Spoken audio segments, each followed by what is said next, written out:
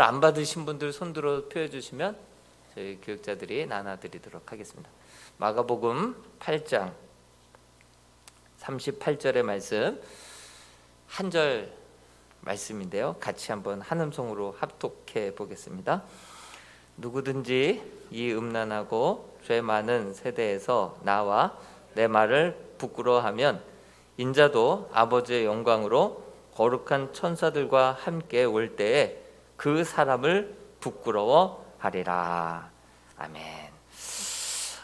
오늘은 철로역정 17번째 말씀인데요, 주의 말씀을 따르는 자 신실, 그리고 오늘 등장인물에 보니까 여럿이 나옵니다.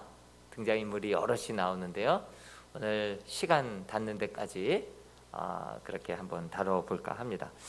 한번 한눈에 보는 지도를 보면요, 한눈에 보는 지도를 보면 우리 장망성에서부터 시작을 해서 절망의 늪, 그리고 도덕산, 신의 산이라고도 하는 도덕산으로도 약간 샜다가 다시 한번 좁은 문으로 들어왔다가 해석자의 집에서 7가지 귀한 교훈을 얻게 되죠.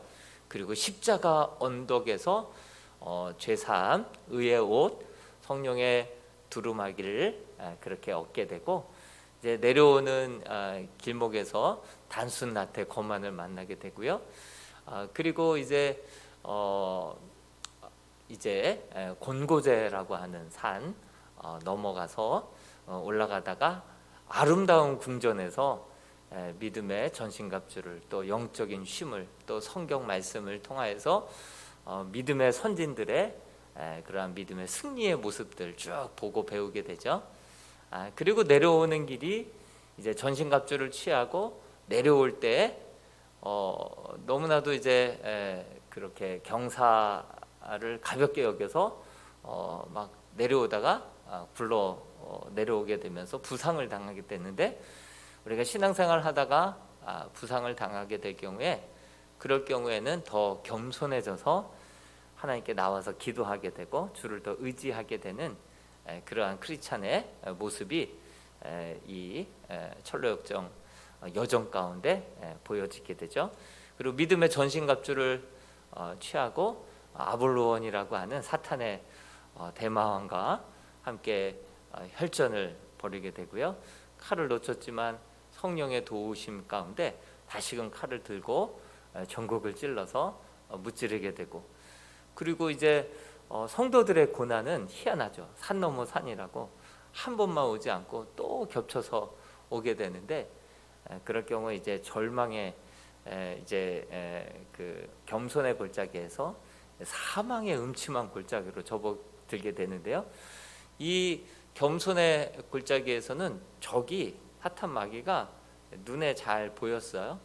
그래서 믿음의 전신갑주로 대적하기에도 용이했죠. 물론 쉽지는 않았지만 그래도 적이 보였으니까 적을 알게 되면 또 백전백승할 수 있는데, 사망의 음침한 골짜기에서는요, 모든 것들이 침침하고 어둡고, 그리고 이 발만 헛디디면은 완전히 그 사망의 음침한 골짜기 낭떠러지로 떨어질 것 같고 죽을 것 같고, 그런 두려움 속에서 어찌할 바를 알지 못할 때 맨 마지막에 무기고에서 무장할 때 그 무장이 바로 모든 기도와 간구라고 하는 신무기를 장착하고 오지 않았습니까?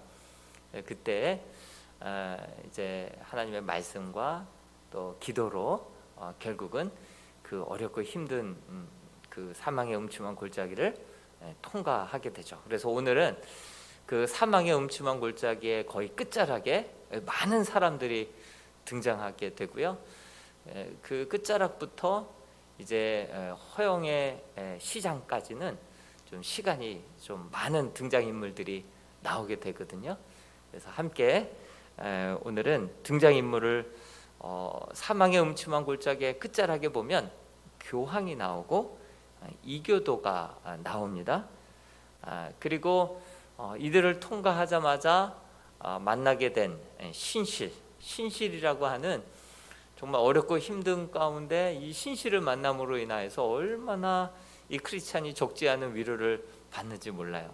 신실을 만나게 되고, 그리고 이제 음탕과 아담과 또 불만과 또 수치심을 만나게 되고요. 그 이어서 이제 허풍선이라고 하는 사람을 만나게 되는데요. 오늘 참 많은 교훈들이 이 철로역정 안에 여정 가운데 많은 교훈들이 담겨져 있습니다. 이 사망의 음침한 골짜기를 거의 통과할 때 어떤 말씀이 크게 들리냐면 시편 23편의 말씀이 계속 들려오는 거예요. 그러니까 그 말씀 너무나도 힘이 되는 말씀이고 위로가 되는 말씀이잖아요. 그래서 그 말씀을 누가 막 읊으면서 앞에서 가니까 그 사람을 만나기 위해서 막 분발해서 그 말씀을 읊조리고 외치며 나아가는 그 사람을, 그 형제를 만나기 위해서 막 서둘러서 나아갑니다. 근데 그 사망의 음침한 골짜기의 끝 무렵에 막 피가 있고 뼈들이 있고 재들이 막 널려져 있었던 것이죠. 이는 순례자들의 그 순례자들이 그렇게 처참하게 그곳에서 목숨을 잃은 자네들이 그곳에 막 뼈들이, 피와 이러한 재들이 그렇게 막 뒤에 엉켜져 있는 것을 보게 되죠. 그리고 동굴 끝에는 교황이 있었고요, 이교도인들이 앉아 있었거든요. 근데 교황을 보니까 교황은 힘이 하나도 없는 상태에서 뭐라고 지나가는 크리스찬을 뭐라고 막 이야기하면서 위협적인 말은 했지만 일어나서 털끝 하나 건드리지 못하는 그런 나약한 모습으로, 늙은 모습으로 앉아 있었고, 이교도는 살았나 죽었나 의심할 정도로 알아보니 죽어 있었던, 그래서 더 이상 어떤 영향력도 끼치지 못했던 그들의 모습이 그렇게 방치되어 있었죠.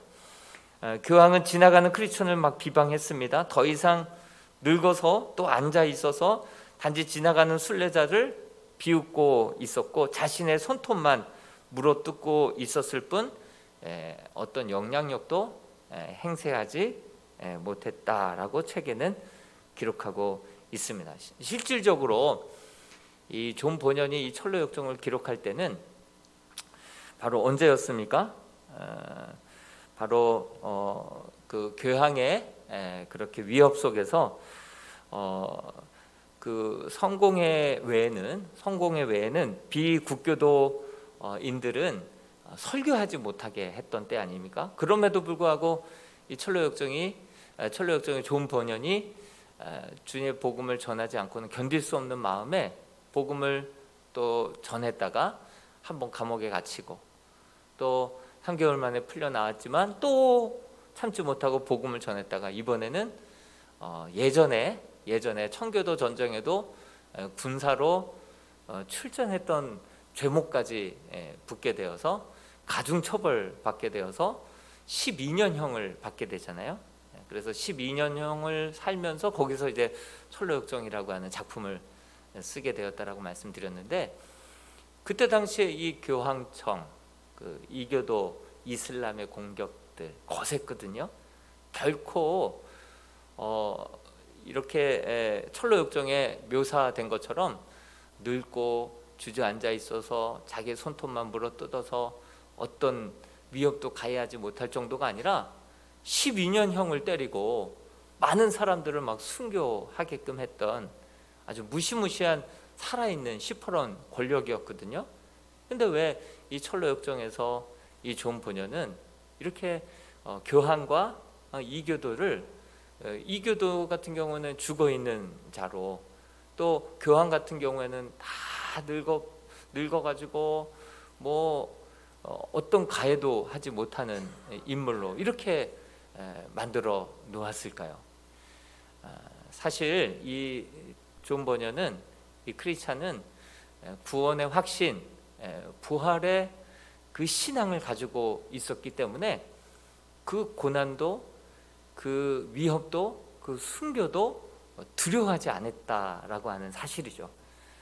정말 우리 믿음의 선진들의 신앙을 보면요, 죽음도 불사하고 정말 오히려 사자굴에 끌려가고 또 나무 장작 더미 위에 그렇게 화형 당하는 모습 속에서도 사람들을 원망하고 비난하고 그렇게 두려워 벌벌 떨지 않고 하늘을 우러러 멋지게 기도하면서 하나님 앞에 내 영혼을 받아달라고, 저들을 불쌍히 여겨달라고, 저들은 저들이 아는 죄를 알지 못한다고, 정말 그렇게 담대하게 목숨을 그렇게 순교하는 그런 모습들을 바라보면서 많은 사람들이 도전을 받죠.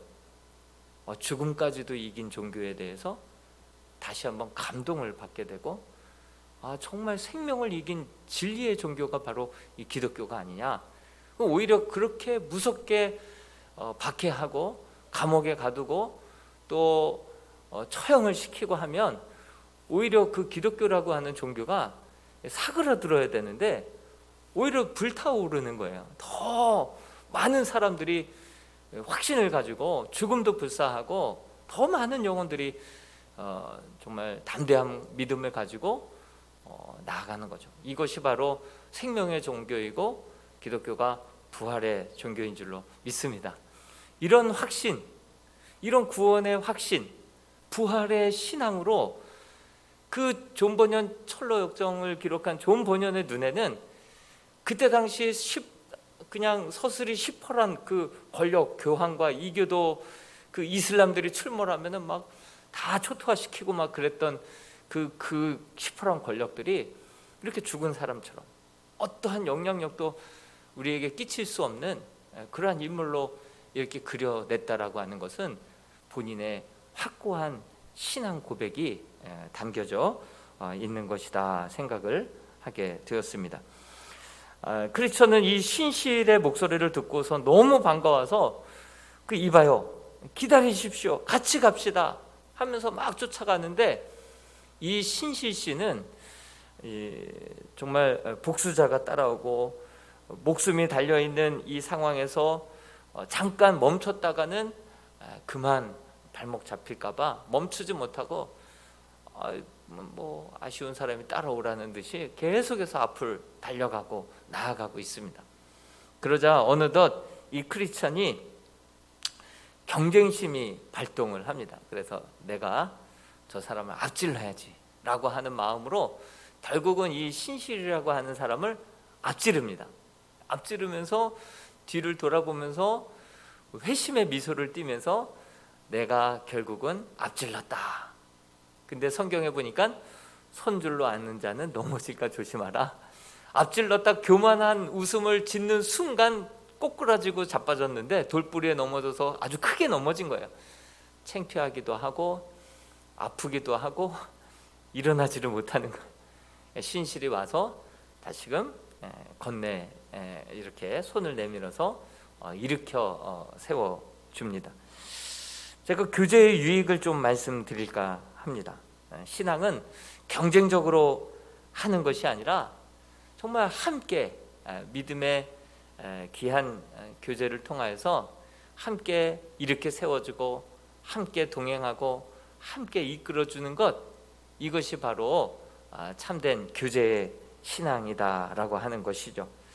신앙을 경쟁적으로 할 것이 아니라 함께 믿음의 동행을 하면서 서로 기도해주고 격려해주고 또 때로는 사닥다리처럼 먼저 올라가서 끌어주기도 하지만 또 먼저 올라간 사람이 손을 내밀 때 그 손 붙들고 함께 한 칸 한 칸 올라가는 그러한 것이 바로 신앙생활이다라는 것을 오늘 존 버년은 우리에게 이야기해 주고 있습니다. 교제의 유익 두 번째는 더 좋은 상과 적지 않은 유익을 우리에게 준다. 우리 한번 전도서 4장 9절에서 12절 말씀을 같이 한번 읽어보겠습니다. 시작. 두 사람이 한 사람보다 나음은 그들이 수고함으로 좋은 상을 얻을 것임이라.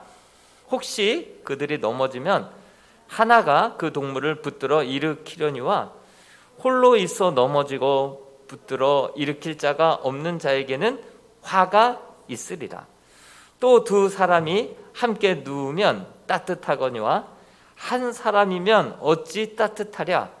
한 사람이면 패하거니와 두 사람이면 맞설 수 있나니 세겹줄은 쉽게 끊어지지 아니하느니라.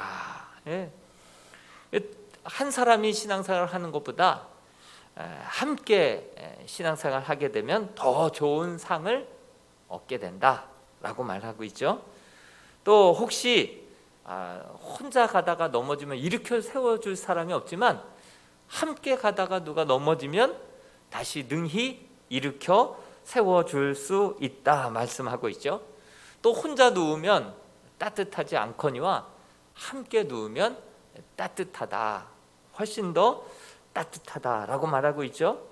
또 한 사람이면 필패하지만, 반드시 패하지만 함께 있으면 맞설 수 있고 승리할 수 있다라고 말씀해 주고 있죠. 그리고 한 겹줄은 끊어지기 너무나도 쉽지만 세 겹줄은 쉽게 끊어지지 않는다. 더 강한 시너지 효과가 일어날 수 있다. 여러분 신앙생활은 혼자 하고 있습니까?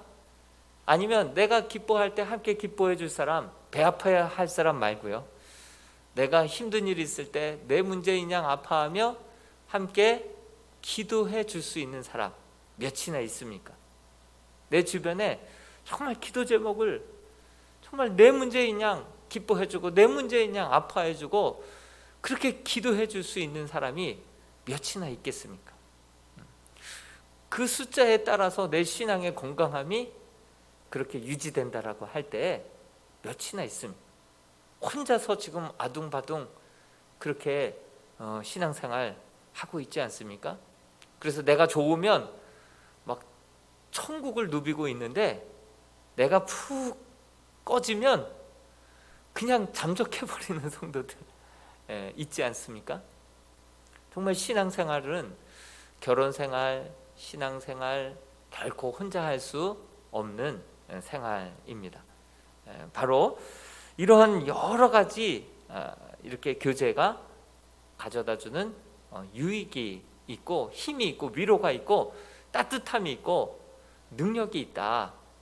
그렇게 성경은 또 우리 존 번연은 이야기하고 있습니다. 그리고 세 번째로 교제의 유익이 나오죠. 말씀을 알고 행하는 자가 되게 한다. 우리 야고보서 1장 22절 말씀을 같이 한번 읽어보겠습니다. 시작.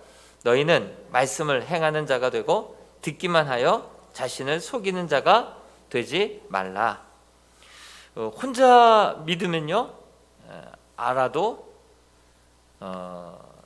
그렇게 행하지 못할 때가 많고요, 모르면 또 몰라서 행하지 못할 때가 너무나도 많습니다. 말씀을 듣기만 하게 되는 자가 되는 것이죠. 근데 함께 믿게 되면 어떻게 됩니까? 말씀을 듣고 아는 대로 함께 행할 수 있는 그러한 힘이 생긴다라고 하는 것이죠. 분명히 그래요. 어디서 왔느냐? 장망성에서 왔습니다. 장망성에서 온 것을 서로 신실과 또 이 크리스찬이 확인합니다. 어떻게 오게 되었느냐 물었을 때 장망성에서 이제 장차 이 성이 망하게 될 것이다 라고 하는 그 마음이, 생각이 생겨나게 되었다고. 그렇지만 많은 사람들도 이렇게 살다가는 이 성이 망한다라는 것을 알고 있었지만 아는 것에 그쳤지 정말 회개하는 마음으로, 구도자의 마음으로 뛰쳐나온 사람은 2명밖에 없었어요. 유순한 씨가 잠깐 나왔다가 다시 돌아갔죠. 그러니까 많은 사람들이 이래야 되는데, 이러면 안 되는데 알고 있지만 그 자리에 멈춰 있다는 거예요. 말만 하고 듣기만 하고 행하지 못하는 자리에 그대로 남아서 그 자리는 멸망의 자리고 심판의 자리고 정말 우리로 하여금 도태하게 만드는 자리인데, 알지만 아는 대로 자리를 벅차고 나아가지 못하고 순종하지 못하고 행하지 못하는 그런 안진뱅이 신앙인들이 너무나도 많다라고 하는 사실이죠. 그래서 셀 나눔을 통하여서 말씀을 듣고 그래 다 아는 말씀이지, 뭐 모르는 말씀 전합니까? 제가 틀린 말 합니까? 다 아는 내용이에요. 그런데 듣고 그냥 가면 그렇지 깨닫고 그걸로 끝입니다. 근데 셀 모임을 통하여서 그 말씀을 가지고 한 번 더 질문을 하고 한 번 더 도전을 하고 어떻게 살았는지 서로 묻고 기도 제목이 무엇인지 승리하고 있는지 그것을 점검하는 가운데 내가 말씀대로 살지 못하는 것을 다시 한번 돌아보게 되고 어떻게 살아가야 할지를 깨닫게 되고 또 그렇게 살아가는 사람들의 삶의 모습을 보면 도전을 받게 되죠. 아, 이렇게 살면 안 되겠구나. 내가 무기력하게 늘 패배의식 가운데 이렇게 살아서는 안 돼. 이것이 당연한 것처럼 다들 그러는데 유별나게 나 혼자 뭐 그렇게 생각하지 않고 이 셀 나눔을 통해서 서로 하품이 전달되듯이 정말 말씀대로 살고 순종하고 말씀을 읽고 말씀 의지해서 아이들 기도해주고 이런 여러 가지 좋은 모습들이 막 전달이 되는 거예요. 도전이 되는 거예요. 그래서 이렇게 살아가야겠다. 그래, 이렇게 하면 되겠구나. 그런 좋은 영향력들을 끼쳐줘서 말씀을 듣기만 하는 자가 되지 않고 서로 간의 격려함으로 행하는 자리까지 나아갈 수 있도록 도와주는 그 모임이 셀 모임이 되어야 할 줄로 믿습니다. 혼자서는 어렵지만 듣고 그것으로 끝날 수 있지만 그대로 순종하고 실천하는 사람들이 앞에서 끌어주고 뒤에서 따름으로 말미암아 정말 그 마음 가운데 영적인 안진뱅이로 앉아 있는 것이 아니라 털고 자리를 들고 일어나 걸어갈 수 있는 이람의 복된 능력의 순종의 성도들이 다 될 수 있게 되기를 주님의 이름으로 축복합니다. 네 번째로 교제 유익이 있습니다. 서로 다른 경험을 나누게 하고 보다 더 지혜롭게 살아가게 만들어 줍니다. 희한해요. 이 신실과 크리스찬이 가는 길에 교제를 나눕니다. 그런데 처음 고향도 같아요. 장망성. 가자마자 절망의 늪 똑같이 빠졌습니다. 그런데 이 크리스찬은 도덕산으로 올라갔다가 거기서 시겁한 경험을 하고 내려왔지만 이 신실은 도덕산 거치지 않고요. 그리고 바로 그렇게 그 좁은 문으로 양의 문으로 통과하게 됩니다. 그런데 또 그는 아름다운 성은 거치지 않았어요. 그러니까 막 크리스찬이 아이고 아쉽다. 아름다운 성에 미궁에 들렀으면 거기 아리따운 여인들이 막 섬겨주고 그리고 또 편안하게 영적인 모든 필요를 싹 또 해결해주고 또 그곳에서 성경 말씀을 배우게 되고 영적으로 정말 많은 유익들을 교훈들을 위로들을 재충전을 하고 갈 수 있었는데 와 거기를 그냥 지나쳤네요. 바로 겸손의 골짜기로 이 신실 씨는 내려갔더라고요. 같은 이 철로 역정의 길을 걸어가면서도요 경험이 다 다른 거예요. 경험이 다 다른 거예요. 그가 경험했던 신실이 경험했던 그 경험은 음탕이 그렇게 집요할 정도로 쫓아와서 자기를 유혹했다라고 고백을 해요. 이 크리스천에게는 이 음탕이 막 쫓아붙어 가지고 아주 집요하게 유혹하거나 넘어뜨리려고 하지는 않았었거든요. 이 음탕이가 와서 계속해서 자기를 넘어뜨리려 했다라고 자기의 고백을 얘기합니다. 그래서 하마터면 정말 큰 피해를 입을 뻔했다. 철로역정에는 요셉의 이야기가 나와요. 그 보디발의 아내가 그 요셉의 그 준수한 모습에 반해서 모든 종들을 무르고 그리고 유혹하지 않습니까? 요셉을. 그럴 때 요셉이 내가 어찌 이 큰 악을 하나님 앞에 내가 범죄하리요. 그의 시선은 항상 하나님 앞에 있었던 것이죠. 아니 그 집안의 서열 2위인 그 주인한테 잘 보이면 아주 승승장구 편안한 종살이를 할 수 있다 생각하고 인간적인 계산으로 그분의 호의를 받아들일 수도 있었을 텐데 이 요셉은요 내가 어찌 하나님 앞에 득지하리요.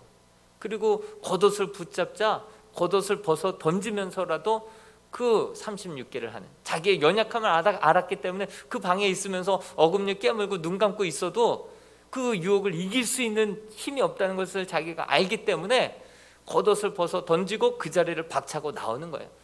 여러분, 유혹의 현장에서 이겨낼 힘을 주십시오 이렇게 기도하기보다는 그러한 현장을 맞닥뜨리지 않도록 지혜롭게 미리 피하는 것, 36개가 병법 중에 하나 아닙니까? 우리가 그러한 육신에 내가 선줄로 알고 내가 얼마든지 그러한 유혹들 이겨낼 수 있다 생각하는 순간 우리는 넘어지기 쉽습니다. 그러나 그런 자리, 그런 환경을 아예 피하는 거예요. 만들지 않는 거예요. 그것조차도 참 지혜로운 승리의 성도들의 삶의 모습일 것입니다. 그리고 요셉이 그러한 유혹이 왔을 때 그곳에서 범죄하지 아니하고 그 자리를 아예 피해버립니다. 하나님의 시선을 늘 의식합니다. 그리고 그는 알죠. 지혜롭죠. 쾌락 한 번 누리고 평생 그 죄가 정말 그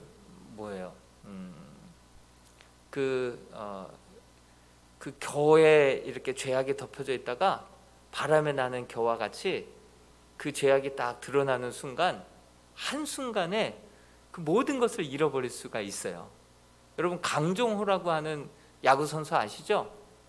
네, 강정호 선수 미국에서 얼마나 잘 나갔어요. 그런데 그 음주 운전, 성적인 문제, 이런 것들 잘 관리하지 못하다 지금은 국내에 들어온 애 만에 프로 선수로 뛴 애 만에 하면서 계속해서 그의 생명, 젊었을 때 한때뿐인데 그 혈기 한번 잘못 부려서 그렇게 명예에 스크래치가 나서 돈도 잃고 명예도 잃고, 한 번 좀 웃자고 한 번 좀 쾌락을 맛보자고 한순간 그 옷을 벗어버리게 되는 그러한 미련한 행동들을 보게 되지 않습니까? 죄의 결국은 사망인 거예요. 사망인 거. 한 번 웃자고 평생을 울고 지낼 그런 어리석은 행동을 한다는 거죠. 죄의 결국을 알게 되면 우리는 지혜롭게 살아가게 될 수 있습니다. 그래서 이 요셉이 그렇게 보디발의 아내의 유혹을 이겼던 것처럼 바로 이 신실이, 이 음탕이 계속해서 유혹해 올 때 어떤 말씀으로 이겨냅니까? 음탕이 세상의 모든 쾌락을 떠안을지언정 선한 양심에서 오는 기쁨만큼은 내가 빼앗길 수 없다. 내가 빼앗길 수 없다. 이런 마음을 가지고 더 큰 영광, 하늘에 비교할 수 없는 더 큰 영광을 바라보면서 그 유혹을 이겨내는 그의 모습을, 신실한 모습을 보게 됩니다. 잠언 22장 14절 말씀을 같이 한번 읽어볼게요. 시작. 음료의 입은 깊은 함정이라 여호와의 노를 당한 자는 거기 빠지리라. 정말 우리가 지혜로워서 죄의 결국을 우리가 내다볼 수 있는 그런 해안을 갖고 살아갈 수 있기를 바랍니다. 다른 공격을 이제 두 번째로 이 신실이 경험한 사람은 이제 음탕에 이어서 이번엔 아담이라고 하는 사람을 만나게 됩니다. 옛사람 아담, 대표성을 가지고 있죠. 우리 예수님은 둘째 아담이라고 할 수 있고 첫 번째 아담은 죄에 불순종해서 모든 사람들로 하여금 죄인으로 만들어 버렸죠. 그러나 예수 그리스도는 대표성을 가지고 순종함으로 모든 사람을 구원하는 구원자가 되신 거 아니겠습니까? 이 아담이 찾아옵니다. 아주 정직한 젊은이 같구려 칭찬을 하면서 내 집에 가서 살면서 내 일을 좀 거들어두지 않겠소? 하면서 그렇게 권면을 합니다. 내가 품삯 쓴 넉넉히 챙겨드리리이다. 그러면서 우리 집에는 3명의 딸이 있다고, 원하면 그 딸도 줄 수 있다고. 그 딸의 이름이 뭐냐면 육신의 정력, 안목의 정력, 이생의 자랑이라고 하는 딸들이에요. 우리 딸들과 결혼해도 되고 평생 계약을 맺고 내가 그렇게 나랑 평생의 계약을 맺고 피부치와 연결돼서 내 자녀가 내 사위가 된다면 내 기업도 주겠다. 그리고 허다한 즐거움과 그 상속의 모든 지위까지도 다 주겠다. 이렇게 딜을 합니다. 그러자 이제 그와 이제 그런 계약을 맺으려고 하다가 그의 이마 가운데, 그의 아담의 이마 가운데 옛 사람을 그 행실과 함께 벗어버리라 라고 하는 글씨가 희미하게 보이는 거예요.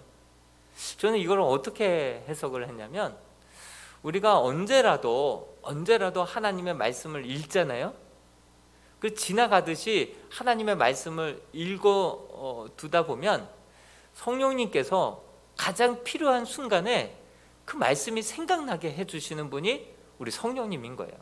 언제라도 그 말씀을 내가 읽고 묵상하고 깨닫고 그냥 이게 내 삶과 어떻게 적용을 할까? 성경 공부식으로라도 묵상하고 끝냈다 하더라도 어떤 상황 가운데 순간 그 말씀이 생각이 나서 그 말씀의 힘으로 유혹을 이겨내게 되고 상황을 분별할 수 있는 지혜가 주어지는 줄로 믿습니다. 그러므로 우리가 때를 어떤지 못 어떤지 하나님의 말씀을 늘 묵상하고 마음에 새기고 읽고 지나간다 하더라도 필요하면 언제라도 성령님께서 그 말씀이 순간 생각나게 해주시는 거예요. 그가 그 유혹을 덥석 누를까 하다가 그 이마에, 아담의 이마에 그 말씀이 딱 선명하게 보이는 거예요. 순간 깨닫고 분별해서 그 청을 거절하고 지나쳐 옵니다. 그리고 공고제에 이르렀을 때 한 노인이 막 쫓아오는 거예요. 그 노인은 누구냐면 모세라고 하는 사람이었어요. 모세는 율법주의자죠. 율법을 하나님께 받은 자 아닙니까? 모세산, 율법산 아닙니까? 율법으로는 죄를 정죄할 뿐이지 그 죄를 해결할 수 없었지 않습니까? 그 실수한 것 가지고 그 모세가 쫓아와서 두들겨 패기 시작하는데요. 끝이 없을 정도로 패는 거예요. 정신을 잃을 정도로 패는 거예요. 너 이거 잘못했지? 너 이거 잘못했지? 너 이 순간 왜 그거 선택하려고 그랬어? 내가 다 알아. 계속 정죄하면서 그 죄에 넘어가지 않았지만 그러나 그것도 죄야 바로. 그러면서 계속해서 공격해 오는데요. 정신을 못 차리겠어요. 그 순간 한 사람이 그 모세를 막아섰습니다. 근데 그 손에 못자국과 창에 창자국이, 허리에 창자국이 있는 분 누구였겠어요? 예수 그리스도께서 막아주신 거예요. 이 크리스찬은 모세산에서, 율법산에서 이 율법으로는 구원받을 수 없고 죄를 깨달을 뿐이고, 다시금 십자가 언덕으로 내려가서 예수 그리스도의 십자가 그 은혜와 사랑만이 내 진정한 모든 죄를 그렇게 용서함 받을 수 있다, 이것을 깨달았던 것처럼 이 신실도 삶의 여러 가지 상황을 통해서 이 율법으로는 정말 구원받을 수는 없구나, 죄를 깨달을 뿐이구나. 그리고 이 구원과 용서는 예수 그리스도 앞에 나올 때만이 진정 그분이 막아주시고, 한 손에 정말 죄인의 손을, 한 손에 하나님 아버지의 손을 붙잡고 예수 그리스도의 십자가 위에서 그 모든 죄와 그러한 모든 허물들을 용서해 주시고 하나님과 원수되었던 우리를 화목하게 해주시는 분이 바로 예수 그리스도구나 라는 것을 또 경험하게 됩니다. 크리스찬은 공구제에서 어떤 경험을 했습니까? 그곳에서 이제 내가 올라왔던 산들을 내려다보고 앞으로 올라가야 될 산을 바라보면서 안심하고, 또 그곳에서 성경을 읽다가 햇빛이 너무 따뜻해서 잠드니라고 성경을 떨어뜨리고, 그리고 화들짝 일어나서 막 달려나갔다가 한참 지나가서야 성경책을 잃어버렸다는 것을 깨닫고 다시는 돌아오지 않습니까? 같은 곳을 통과했는데 다른 경험을 하는 거예요. 여러분, 우리가 그래요. 우리의 신앙생활이 정말 같은 천국 가는 그 순례의 길을 걸어가지만 다 똑같은 경험일 수는 없어요. 똑같은 그런 시간과 그 장소를 통과할 때에도 정말 각자의 상황이 다르고 기도 제목이 다르고 자라온 배경이 다르다 보니까 각자의 인도하심이 달라요. 하나님께서 정말 각자의 그 성향과 그런 환경과 그런 성품과 그런 배경에 맞게끔 우리의 삶을 정말 다양한 방법으로 이끌어 가시는 분이 하나님이시다. 그렇기 때문에 우리는 성도와의 교제를 나눌 때 나는 이때 이렇게 이겨냈어. 그러니까 자기의 경험이 100% 옳은 걸로만 이렇게 얘기해서는 안 된다라고 하는 사실이죠. 다른 사람도 존중을 해야 돼요. 다른 경험도 인정을 해줘야 돼요. 내 경험만이 100% 옳다, 이런 선입견과 편견을 가지고 자기의 경험만을 주장해서는 안 된다는 것이죠. 어떤 분이 병에 걸렸어요. 약을 끊고 병원 가는 것을 포기하고 그리고 하나님 앞에 전심으로 기도해서 병에서 나았어요. 내가 그렇게 했다고 해서 모든 사람들에게 그렇게 적용을 하고 그래야지만 믿음이라고 한다고 한다면 수많은 전사자들이 나타날 거예요. 아니, 그냥 응급조치만 받으면 해결될 수 있는 질병조차도 병원 가면 초등 진압이 돼서 가볍게 치료받을 수 있는 병조차도 그 질병을 키워서 오히려 그만 하나님을 욕하고 저주하고 그 돌이킬 수 없는 큰 질병에 오히려 사로잡혀서 그렇게 하나님을 원망하고 죽을 수도 있다라고 하는 사실이죠. 기적이 일어나지 않는 교회에서 떠나라 라고 외치는 교회가 있어요. 근데 그 교회에서는요, 정상적인 치료만 받으면 고침 받을 수 있었던 사람들조차도 치료 기회를 놓쳐가지고 고침 받는 사람들이 있어요. 없는 건 아니에요. 그런데 정상적인 방법으로 치료받을 수 있는 사람들이 치료 기회를 얻지 못하고 다 패스해서 오히려 수많은 사람들이 그렇게 목숨을 잃고 생명을 잃어서 그 가족들이, 그 신앙에서 떠난 가족들이 얼마나 많은지 몰라요. 자기의 경험을 이것이 100%다 옳다라고만 얘기해서는 안 된다는 것이죠. 하나님이 우리의 상황과 우리의 배경과 처지에 따라서 또 각자, 어떤 사람은 죽음으로 인하여서 하나님께 영광 올려드리는 사람이 있고요, 어떤 사람은 기적과 같이 살아남으로 말미암아 하나님 앞에 영광 올려드리는 사람이 있어요. 우리가 하나님은 절대 주권자이신데 그 섭리와 그 뜻을 어떻게 우리가 다 헤아릴 수가 있고 그것을 공식처럼 얘기할 수가 있겠습니까? 그러니까 내가 경험한 것이 다다 이렇게 생각해서는 안 되는 거예요. 내가 이렇게 해서 나았으니 당신도 이렇게 해야지, 이것이 아니면 믿음이 아니다, 이렇게 얘기해서는 안 된다라고 하는 사실이죠. 겸손해야 되고요, 존중해야 되고요, 그리고 그 사람이 이런 상황에서 이 음탕을 어떻게 무찔렀는지, 그리고 이런 상황에서 이런 모세로부터 어떻게 보호하고 보호함을 받고 어떻게 구원함에 이르게 되었는지를 쭉 이야기를 들으면서 그 경험을 통하여서 우리가 간접적인 교훈을 배우고 또 해안을 얻고 그리고 삶에 적용함으로 말미암아 우리가 짧은 인생 다 경험할 수 없잖아요. 그 사람들의 나눔과 여러 가지 케이스 바이 케이스들의 간증과 삶의 경험들을 통하여서 우리의 지혜가 우리의 삶에 있어서, 우리 신앙에 있어서 더욱더 성숙한 모습으로 주님을 닮아가는 그러한 모임이 될 수 있지 않을까요? 여러분, 바로 이 아담을 통한 이런 경험을 통하여서 이렇게 신실이 결국은 예수 그리스도를 경험하게 됩니다. 그리고 아름다운 집을 지나쳐서 이제 언덕을 내려가게 되는데, 이 겸손의 골짜기에서 크리스찬은 무엇을 경험했었습니까? 부상을 당하고 그 부상으로 인하여서 더욱더 하나님을 의지하는 사람이 되죠. 더욱더 겸손한 사람이 됐죠.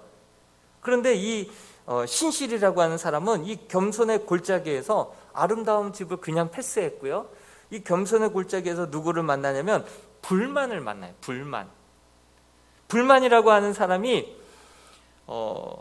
이 길로 계속 걸어갈 경우에 정말 영예로울 일은 거의 없다. 고생만 있고 정말 힘든 길만 주어지게 될 것이다. 그러면서 어렵게 사귀었던 예전에 친한 친구들, 거의 피부치와도 같은 친하게 지냈던 친구들, 과거에 아주 친했던 친구들인 교만, 오만, 자만, 세상 영광이라고 하는 친구들을 다 잃어버릴 것이다. 그들과 담쌓고 지낼 것이다. 여러분, 저희 아버님도 그렇게 정말 복음을 경험하고 예수 그리스도를 만나고 술 담배를 하루아침에 딱 끊어버리시고 그렇게 신앙생활에 들어오다 보니까요, 세상 친구들이 진짜 하나둘씩 다 끊어지더라고요. 노는 물이 달라지니까, 생활하는 정말 삶이 달라지니까요, 예전의 친구들이 그냥 다 알아서 자연스럽게 정리가 되더라고요. 이 교만이, 이 불만이 그걸 얘기하는 거예요. 이쪽으로 가봤자 영광스러운 일 하나도 없다. 고생 문만 활짝 열린다. 뿐만 아니라 예전에 소중했던 친구들 다 잃어버리고 세상 즐거움 다 잃어버린다.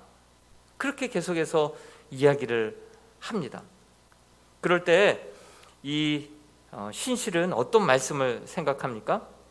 교만은 패망의 선봉이요 거만한 마음은 넘어짐의 앞잡이니라. 또 잠언 15장 33절 같이 한번 읽어볼까요? 시작. 여호와를 경외하는 것은 지혜의 훈계라. 겸손은 존귀의 길잡이니라. 겸손이 영예보다 훨씬 더 낫다. 교만은 패망의 선봉이고 넘어짐의 앞잡이일 뿐이다. 이것이 지혜로운 자들이 차지하는 진정한 영광이 있다. 이를 찾기 위하여서는 나는 기꺼이 이 겸손의 골짜기로 들어갈 것이다 하면서 그렇게 겸손의 골짜기를 믿음으로 통과하는 신실의 모습을 보게 됩니다.